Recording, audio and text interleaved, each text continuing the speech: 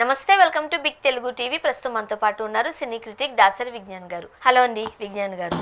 సింగరేణిలో జాబ్ ఇప్పిస్తామంటూ ప్రతి ఒక్కరి దగ్గర నుంచి 3-5 లక్షలు తీసుకున్నారట. నాకేంటో తక్కువ అమౌంట్ కింద అనిపించింది. ఆ జాబ్ కూడా అలాంటిది అయ్యి ఉంటుంది, ఏ ఊడ్చేదో తుడిచేదో. మేబీ ఈ రోజుల్లో ఉద్యోగం కావాలంటే మినిమం 10 లక్షలండి. గవర్నమెంట్ జాబ్ కావాలంటే ఇంకా ఎక్కువ నీకున్న స్కేల్ని బట్టి. మరి ఎందుకు ఈ పిల్లలు కష్టపడి చదివి రాసి ఉద్యోగాల కన్నా డబ్బులు ఉంటే చాలు నీకు ఉద్యోగం వచ్చేసే పరిస్థితి మనం చూస్తూ ఉన్నాం. ఇక్కడ ఎవరినో నిందిస్తున్నాము, బ్లేమింగ్ చేస్తున్నామని కాదు. సింగరేణిలో నీకు జాబ్ కావాలంటే 3 లక్షలు ఇస్తే ఇస్తామంటూ ఒక బ్యాచ్ తిరుగుతున్నారట. ఏం చెప్తారు? ఫస్ట్ ఆఫ్ ఆల్ దీంట్లో నాకు 2-3 డైలాగ్స్ ఉన్నాయి, డౌట్స్ కూడా ఉన్నాయి. విషయం ఏంటంటే, ఒక దగ్గర చదివా కానిస్టేబుల్ ఉద్యోగం కోసం 15 లక్షలు కట్టాడు, ఎన్ని సినిమాల్లో చూడలేదు అని చెప్పేసి. పోనీ సినిమాలే అనుకుందాం, నిజాలే అవి. అమ్మ 15 లక్షలు, నీ కానిస్టేబుల్ జీతం కూడా 15,000 ఉంటుంది స్టార్టింగ్. నీకేం లక్షలు ఇరు స్టార్టింగ్, అవునా? వెంటనే నీకు సివిల్ ఉద్యోగం కూడా ఇవ్వరు, నిన్ను ఎక్కడో తోస్తారు. ఏ సమ్మక్క జాతరలో నువ్వు ఇట్లా నిలబడాలో లేకపోతే ఇంకేమైనా చేయాలో ఇవే ఉంటాయి. నువ్వు ఎప్పటికో నీకు సివిల్ రాదు అంటే నీ ఉద్దేశం అంటే సివిల్ వస్తే ఏదైనా సంపాదించుకుందామని అనుకుంటారు అంతే. నువ్వేం సంపాదిస్తావు నాకు తెలియదు. కానీ ఇప్పుడు 15 లక్షలకి 2% వేసుకున్నా 30,000 ఇవ్వాలా నెలకి? ఇంట్రెస్ట్ 30,000 ఇవ్వాలి. నీకు 15,000 జీతం వస్తుంది. నువ్వు ఇంట్రెస్ట్ ఎప్పుడు కడతావు? నిన్ను నువ్వు ఎప్పుడు పోషించుకుంటావు? ఎంతకాలానికి బాగుపడతావు చెప్పనా? నీకు ఆ జాబ్ వస్తే పెళ్లి చేసి కట్నం ఇస్తామంటారు వాళ్ళు, కానిస్టేబుల్ గవర్నమెంట్ జాబ్ అని. వాడు ఆ కట్నం తీసుకెళ్ళి కట్టుకుంటాడో తగలేసుకుంటాడో ఏం చేసుకుంటాడో తెలియదు. నిజంగా ఇది అలా ఎలా అమ్ముతారో, ఏ క్యాలిక్యులేషన్లో అమ్ముతారో అర్థం కాల. కానీ ఇక్కడ ఒక విషయం చెప్పిన మీకు, ఎవరికో ఉద్యోగం అసలు రెస్పెక్ట్ కూడా ఇవ్వక్కర్లేదు, ఎవరికో ఉద్యోగం ఇంకెవడో ఇస్తా ఉంటాడు. బలయ్యేది ఎవరు తెలుసా? ఆడపిల్ల పేరెంట్స్. 100%. నీ ఉద్యోగం ఏంది? గవర్నమెంట్ జాబ్ వస్తే పెళ్లి చేస్తున్నావు. నీకు ఉద్యోగం ఏంది? ఆడు బతకడం ఏంది? నేను కానిస్టేబుల్, నేను పోలీసు అని చెప్పుకుని నువ్వు తిరగడం ఏంటి? మీ ఇద్దరికి ఈ పిల్ల డబ్బులు ఇవ్వడం ఏంటి? అదే కదా వింత. సరే, అదొకటి అయింది. ఎందుకు ఈ ఎగ్జాంపుల్ తీసాను అంటే, సింగరేణి అనే ఒక ఏరియా ఉంది. ఎక్కడి నుంచి స్టార్ట్ అవుతుంది? మన హైదరాబాద్లో వదిలేలే, కొత్తగూడెం నుంచి మొదలు పెట్టుకుంటే మా ఊర్లో కూడా కలుపుకుండా వెళ్తుంది. ఎక్కడ గోలేటి బల్లాష వరకు వెళ్ళిపోతుంది, మహారాష్ట్ర బార్డర్ దాకా వెళ్ళిపోతుంది. వీళ్ళదేంటి Singareni coal mines, maximum private, కొంచెం గవర్నమెంట్ కొంచెం ప్రైవేటు అంతా కలుపుకొని ఏదో రకంగా వెళ్తున్నారు. బొగ్గు తీయడమే వీళ్ళ డ్యూటీ. బొగ్గు తీసి కరెంట్ రోడ్డుకి సప్లై చేస్తే వాడు ఏదో వేస్తాడు. ఎంత ఉత్పత్తి అయితే అంత లాభాలు, అప్పుడప్పుడు నష్టాలు చెప్పలేం.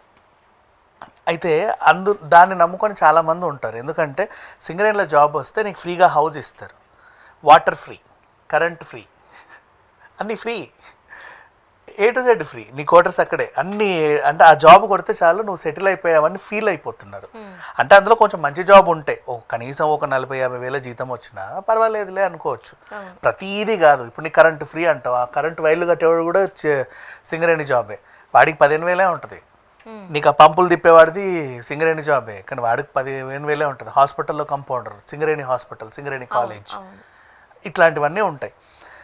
సో ఇక్కడ ఏంటంటే ఒక సెక్యూరిటీ గార్డ్ పోస్ట్ ఒకటి ఖాళీ పడింది. సెక్యూరిటీ గార్డ్ దానికోసం పాపం కష్టపడే వాళ్ళు కూడా ఉంటారు. అది నాకంటే నాకు రావాలి.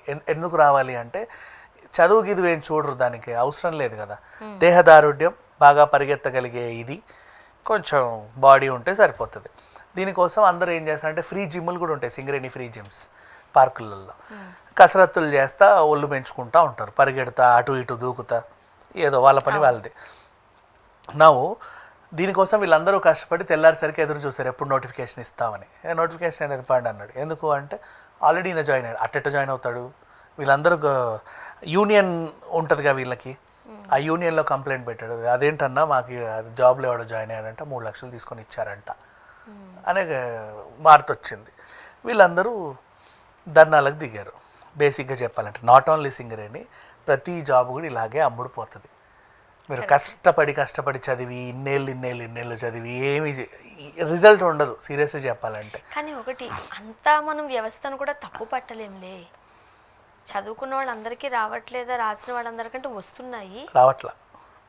రావట్లే. లేదు, ఇప్పుడు అందుకే చెప్తా, ఇప్పుడు బ్యాక్ డోర్ జాబ్స్ అని వచ్చాయి కొత్తగా హైదరాబాద్లో. ప్రైవేట్ కంపెనీస్ ఈ హెచ్ఆర్లు అందరికి జీతాలు పాపం 35-40 కంటే ఎక్కువ ఉండవు. నిజమే. వాళ్ళు మళ్ళీ ఏం చదువుతారు తెలుసా? MBA HR. నీ చేతుల మీదుగా అపాయింట్ అయ్యే వాళ్ళకి లక్షల జీతాలు. అవును. నీకు బతుకు మాత్రం అంతే. మహా వెళ్ళామంటే ఎంత ఉంటుంది? ₹1,00,000 ఏమో మహా అయితే. అది లేదు, చాలా సీనియర్ హెచ్ఆర్ అయితే తప్ప. అండ్ నువ్వు వాళ్ళకి అట్లాంటివి ఏ ఉండవు. ఇప్పుడు ఈ హెచ్ఆర్లు అందరు రిచ్ అయిపోయారు. HR, oh my god HR అని ఎందుకు అయ్యారంటే వీళ్ళందరూ కలిసి మూకుమ్మడిగా, అంటే మైండ్ స్పేస్ ఇప్పుడు ఐటీ ఏరియాలో అన్ని కంపెనీలు పక్కనే ఉంటాయి. వీళ్ళందరూ ఒక వాట్సాప్ గ్రూప్ పెట్టుకున్నారు. నా ఇప్పుడు మనకు వాట్సాప్లు అవైలబిలిటీలో వచ్చినందుకు గ్రూప్ పెట్టుకొని హెచ్ఆర్లు అందరూ అందులో ఉంటారు. క్యాండిడేట్స్ని అండ్ వీళ్ళందరూ బయట ఉన్న కన్సల్టెన్సీతో టైఅప్. కన్సల్టెన్సీని నమ్మి నువ్వు వెళ్తావు, నీకు వాడు జాబ్ పెట్టిస్తాడు. ఓ 3.5 లక్షలు 4 లక్షలు తీసుకుంటాడు. 4 లక్షల్లో 1 లక్ష వాడు ఉంచుకొని 3 లక్షలు వీళ్ళకి ఇస్తారు. హెచ్ఆర్ 1 లక్ష ఉంచుకొని 1 లక్ష టీమ్ లీడర్కి ఇస్తుంది. ఆడో 1 లక్ష ఉంచుకొని ఇంకొక డబ్బులు ఇంకెవరెవరికో అక్కడ ఉండే వాళ్ళకి, ఫ్లోర్ ఇన్ఛార్జ్లు వాళ్ళకి. ఇప్పుడు నీ డ్యూటీ, క్యాండిడేట్ ఏమీ తెలియదు, వాడు నిజంగా పైథాను శాప్ గీప్ ఇవేం నేర్చుకోవాలా, ప్లెయిన్ ఫేస్ ఇట్లా వచ్చి కూర్చుంటాడు. డబ్బులు ఇచ్చాడు, మరి వాడు కాలు మీద కాలేసుకుని కూడా కూర్చుంటాడు. వాడు మళ్ళీ ఎంత డబ్బులు చెప్పలేదు మీరు? ఇదే చెప్పాక 4 లక్షలు 5 లక్షలు అక్కడ ఇచ్చాం కదా. చిన్నదా అది? అప్పుడు వచ్చిన తర్వాత ఇప్పుడు నువ్వు అన్నావు చదువుకున్న వాళ్ళు, ర్యాంకర్స్, బీటెక్ ఎంసెట్ ర్యాంకర్లు అందరూ ఆడ ఉంటారు చక్కగా. నువ్వు ఏదడినా అనర్గళంగా చెప్పేవాళ్ళు. కానీ నువ్వు ఎవరిని పిలుస్తావు? పల్లవి రా అంటావు. ఆ వెనక నుంచి ఎక్కడి నుంచో పల్లవి వస్తుంది. ఎందుకంటే పల్లవి 4 లక్షలు ఇచ్చింది, మరి అపాయింటెడ్. తర్వాత ఇంకెవడో శ్రీను గోవిందో 4 అపాయింట్ చేసేసి అయిపోయింది, క్లోజ్. మళ్ళీ ప్రకటిస్తాం ఎప్పుడు మా దగ్గర ఓపెనింగ్స్ ఉంటాయో. మళ్ళీ వేరే దగ్గర ఓపెనింగ్స్ అని తెలిసి వీళ్ళందరూ పాపం అక్కడికి వెళ్తారు. అక్కడిదే తంతు, ఇక్కడిదే తంతు. వీళ్ళు వాట్సాప్ గ్రూపులలో అలా చెప్తుంటే నాకు బాధ వచ్చేస్తుంది. నువ్వు అనవసరంగా అమీర్పేటకు వచ్చి హాస్టల్ ఫీజులు కట్టి చదువుకుంటున్నావు అమ్మ, పైథాన్ గీతాను ఇంటర్వ్యూలు బట్టి తిరక్కు. నువ్వు పెట్టే ఖర్చు కాస్త నిజమే, ఎందుకంటే అదేదో కన్సల్టెన్సీ అన్ని దగ్గర అలానే జరుగుతాయా? A to Z.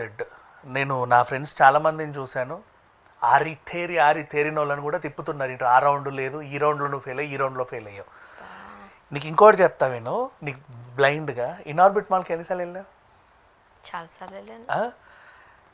ఎడ్గా ఉంటాయి ఫేసెస్, అసలు వాళ్ళకి ఏబిసిడీలన్నీ వచ్చో రావు అన్నట్టు ఉంటాయి. గర్ల్ ఫ్రెండ్ని మెయింటైన్ చేస్తే రిచ్ షాపింగ్ చేసుకుంటూ తిరుగుతూ ఉంటారు అటు ఇటు. తడితేనే వాడికి అసలు ఆడి ఫోన్ కూడా వాడికి సరిగా నొక్కడం రాదు, అట్లాంటి వాళ్ళు ఉంటారు. మరి వీళ్ళకి ఇన్ని లక్షల జాబులు ఎలా వస్తున్నాయి? కానీ మరి నీకేమి రాని వాడిని జాబ్లో పెట్టుకుంటే నీ పని ఎట్లా అవుతుంది? నీ ప్రాజెక్ట్ ఎలా కంప్లీట్ అవుతుంది? అది ఇప్పుడు నువ్వు 4 లక్షలు ఇస్తున్నప్పుడు మేము ఎందుకు పంచుకుంటున్నాం తెలుసా? టీమ్ లీడర్ వచ్చి నీకు 4 days 1 week కూర్చోబెట్టి ఇది ఇక్కడ ఎంటర్ చేయి, ఇది ఇక్కడ ఎంటర్ అని చెప్పాలి. బేసిక్ సిస్టమ్ నాలెడ్జ్ ఉండాలి యాక్చువల్గా చెప్పాలంటే. ఇంకా ఎడ్డిగా నువ్వు నేర్చుకోకపోతే వాడు బలవుతాడు. ఇలాంటి కేసులు కూడా చాలా అయ్యాయి. వెళ్ళి నొక్కాలి, 1 వారం 10 రోజులు నేర్చుకుంటావు. నేర్చుకున్న తర్వాత నీకు ఏం చేస్తారంటే ల్యాప్టాప్ ఇచ్చి వర్క్ ఫ్రమ్ హోమ్ నెట్టేస్తారు. వర్క్ ఫ్రమ్ హోమ్ 3 months నువ్వు ఇంట్లో నుంచే చేయాలి. నీకు ఎన్ని డౌట్లు ఉన్నా వాడు చెప్తా ఉంటాడు అనమాట. 3 months నువ్వు పర్ఫెక్ట్ అయిపోతావు. అప్పుడు తీసుకొచ్చి మళ్ళీ ఆఫీస్లో కూర్చోపెడతారు. ఎందుకు ఇది చేస్తున్నారంటే, రీసెంట్లీ నాకు తెలిసిన దగ్గర ఒక డ్రైవ్ ఇలా అయ్యింది. ఎవడో పాపం ఇట్లాగే 10 మందిని పెట్టించాడంట. కంపెనీ నుంచి మెయిన్ వాడు వచ్చి అసైన్ దిస్ అన్నాడు. వాళ్ళు అన్నారు, అదేంటి వాట్ ఈస్ దిస్ అంటే, how many days you have join అంటే 14-15 days. మరి రాకపోవడం అంటే నేను ఎవరు జాయిన్ చేసుకున్నాడంటే పలానా హెచ్ఆర్. ఇట్లాంటి వాళ్ళు ఇంకెంతమందిని చేర్చావంటే అంతమందిని. గెట్ లాస్ట్ అందరూ విత్ హెచ్ఆర్ దొరికారు. మరి ఇంకేం చేస్తావు చెప్పు, ఇది పరిస్థితి. ఇట్లాంటివన్నీ ఉంటాయి. సో బ్యాక్డోర్ జాబ్స్ ఈ మధ్య అంటే నువ్వు ఎంత కష్టపడి చదివినా సరే ఉద్యోగాలు ఇవ్వట్లా. నువ్వు ఎంత కష్టపడి ఎగిరి బాగా బాడీ మెయింటైన్ చేసి నీకు రావాల్సిన ఉద్యోగం రావట్లా. ప్రతి ఉద్యోగం అమ్ముడుపోతుంది. ఇప్పుడు ఇక్కడ జరిగింది కూడా అదే. దీనివల్ల చదువుకున్న పిల్లలు, టాలెంట్ ఉన్న పిల్లలు డబ్బులు లేని కారణంగా నెట్టివేయబడుతున్నారు.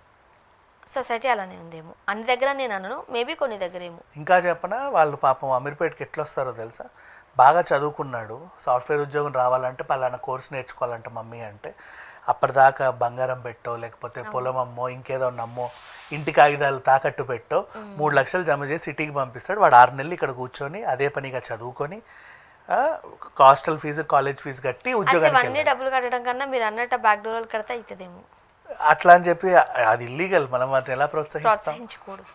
మరి అది అదే అంట, అన్ని దగ్గర ఇది ఉంటుందని కూడా లేదు, కొన్ని దగ్గర ఇలాంటి హవా కూడా కొనసాగుతుంది. కొన్ని వింటా ఉంటాము, కాలేజీలో మెరిట్ స్టూడెంట్కి కోట్లల్లో జీతం ఇచ్చి గూగుల్ పెట్టుకుంది, వాళ్ళు పెట్టుకున్నారని. అవి చాలా రేర్గా వింటున్నాం, కానీ ఎక్కువ ఇవే జరుగుతాయి. అవును, థ్యాంక్ యూ.